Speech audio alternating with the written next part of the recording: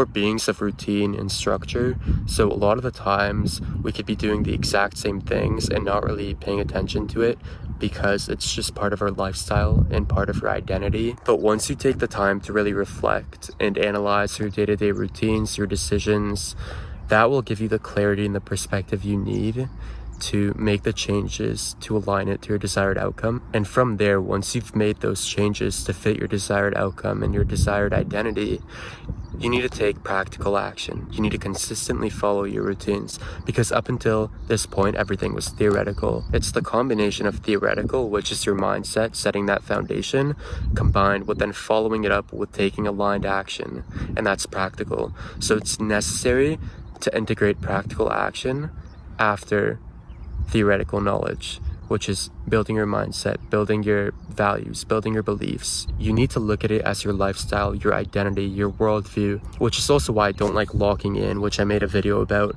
because what happens when you're not locked in? Like, what happens when you're done being locked in? It's so stupid. Have the intention of progressing with it for the long term, making it your lifestyle and your worldview. I truly believe that life is a game of choices, and every choice we make reinforces the identity of the person we become. So all we need to do is align our choices with our desired outcome. There's two different outcomes you could choose from. One is potential and one is comfort. Every choice you make in your day-to-day life falls under the category of potential or comfort, value or no value. So once you decide what trajectory you want to strive towards, whether it's potential or comfort, all you need to do, it's super simple. You need to create a routine that's aligned with that trajectory. You need to look at your day-to-day decisions, your day-to-day habits, and align them with your desired outcome.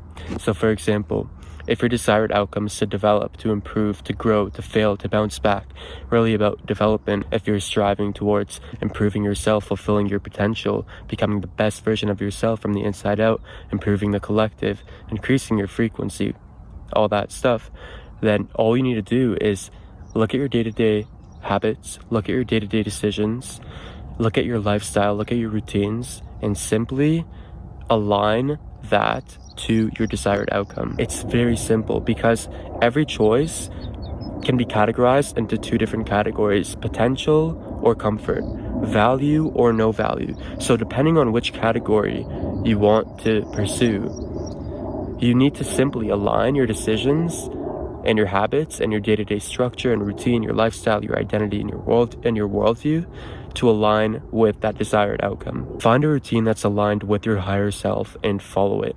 It's simple. I think because of social media nowadays, many people have been conditioned to believe that self-improvement is like a battle, that it's a hard thing. Same thing like discipline. People think discipline is like you need to defeat the battle within yourself. And I made a video about that and it resonated with a lot of people.